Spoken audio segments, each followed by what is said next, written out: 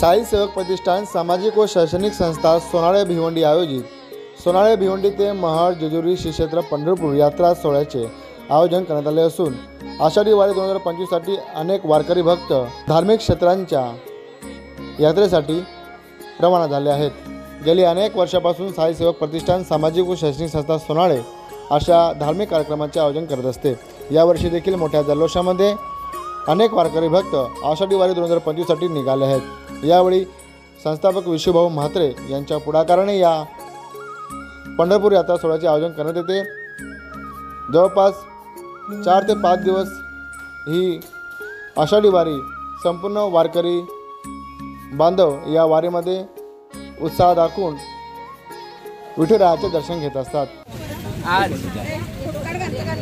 आमच्या सोनाळे गावासाठी एक आनंदाची अशी पर्वणी आहे की आदरणीय अग्रिमोत्सवाचे भिवंडी अग्रिमोत्सवाचे संस्थापक अध्यक्ष विशुभाऊ म्हात्रे यांच्या मार्गदर्शनाखाली आणि त्यांच्या प्रयत्नातून पंढरपूरला आषाढी एकादशी निमित्त 2 बसेस भरून येथील लोकांना विठ्ठलाच्या दर्शनाची संधी दिलेली आहे। त्यामुळे खरोखरच मी विशुभाऊ यांना धन्यवाद देतो की अशा प्रकारचे उपक्रम राबवणे ही कुणालाही जमत नाही, ते फक्त विशुभाऊच करू शकतात।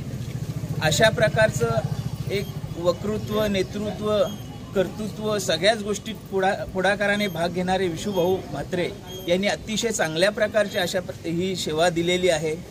खरोखरच आपण आषाढी एकादशी निमित्त महाराष्ट्रातील हजारोने लाखो भाविक हे पंढरपूरला जात असत आणि त्याच निमित्ताने विशुभाऊंनी आपल्या सगळ्यांना जो विठ्ठलाच्या दर्शनाचा लाभ दिला, त्यामुळे त्यांना खरोखरच मी मनापासून धन्यवाद देतो। अशाच प्रकारे त्यांच्या हातून चांगली सेवा घडो, आपला सर्वांचा प्रवास सुखाचा हो अशी मी विठ्ठलाचरणी प्रार्थना करतो। मी पुन्हा एकदा भाऊंना धन्यवाद देतो की त्यांच्या हातून असंच सत्कर्म घडत राहो अशा मी त्यांना शुभेच्छा देतो आणि थांबतो। जय ओके सगळे बसले ना, जागा बिगा काही कमी जास्त वयस्कर माणूस असेल त्यांना पुढे बसू द्या, काही गडबड गोंधळ करू नका, आपण सगळी एकत्रच आहोत। अडचण अशी येतोय का आपण आता या वर्षी 2 बस आहेत, गेल्या वर्षी एकच बस होती आणि आपल्याला चढायला लागतो वरती, जागा तीच आहे, 3 दिवसाचा प्रवास आहे। आम्ही पालखीला जाणारी माणसं आहोत, पालखीला जाताना शिर्डीला पायी जातो तेव्हा कुठेही झोपतो, कसंही राहतो। ही तुमची वारी आहे, तुम्ही पायी चाले असं समजा, जी काय आडी अडचण तिथं येईल ती आपली स्वतःची समजायची आणि आपण सुखाने 3-4 दिवस घालवायचे। ओके,